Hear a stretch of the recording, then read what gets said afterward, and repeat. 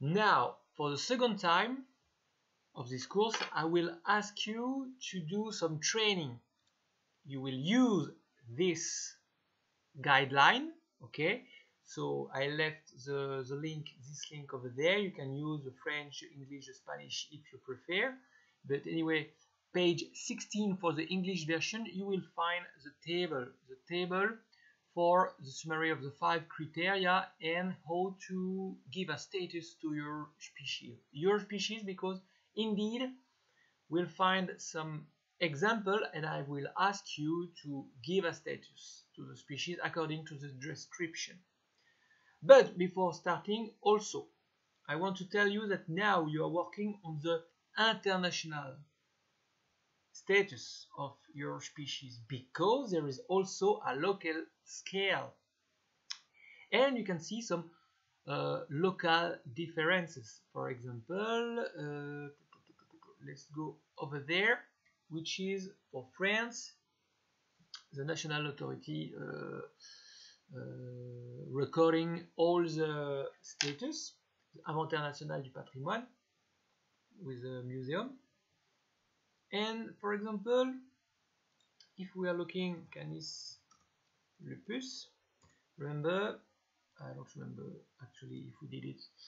I show it to you at the IUCN red list. The status should be list concern LC, because the species is okay globally.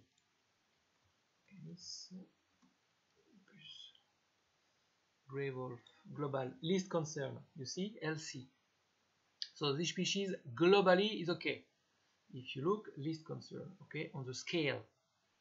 But if you look at a national level, maybe Canis lupus, grey wolf, okay, maybe it's not the case.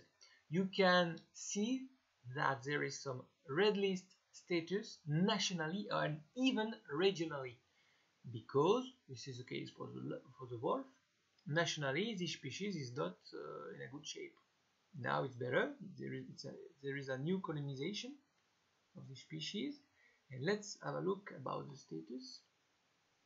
I will put it in English for you. And locally, I think it will be vulnerable or even endangered for some region. Status. Threatened species, you see. Let's have a look in details. Come. So, least concern in the world, you see, Europe, least concern, France, vulnerable, and even in danger in Alsace, in some region, for example. Okay, so you see, locally, the status can be different to globally. So when you work on a species, maybe it deserves a lot of attention for conservation, because locally it's endangered, and then you have to refer to the local status, not the global status. Okay, so watch out the different scale of status on a red list, regionally or international list. Okay, so here, why did I left a link? I don't remember. Oh, BirdLife Global Illustrated Forum. Ah, yeah. So here, for example, BirdLife International is the main agency, it's an NGO partner to give a status for birds.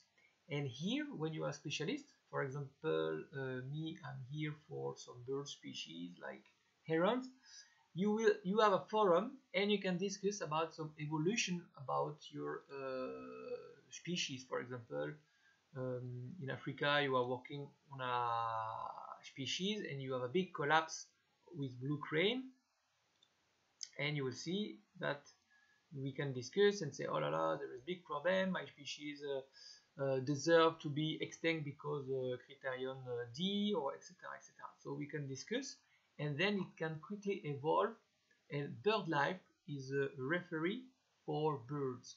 There is referee for reptiles, mammals, mushroom now, etc. etc. Okay, now let's do exercise. Oh, no, we are here actually. Voila. So for training now, so I give you my presentation as a link, and I left some example. So obviously I removed the name, and then you won't go and find the solution here. But for example, I give you an example of an amphibian and a description. Its extent of occurrence, EOO, is 8 km square, or its area of occupancy is only 4 km square. It occurs in a single thread defined location, and there is a continuing decline in extent and quality of its habitat. You see, sometimes there is very long description and sometimes very basic for it's enough. So with that, please have a look with the guideline and give me its status and the code why you decided for the species to be endangered, critically endangered, or vulnerable. Okay, so with this description, you know that you are in B because it's a problem of geographic range. And I won't tell you, but it's somewhere here. Okay, so train yourself about those examples. I left many, so with your mouse you can click. Sometimes I removed here the criterion, because into the description they say what is the description, and you can train yourself. There is many examples. Please do at least 10, because you will see I left a lot. Okay, 10 including vertebrates like fish, etc. Obviously there is some flowers. Now mushroom are coming, as I told you, and voila. Now train yourself.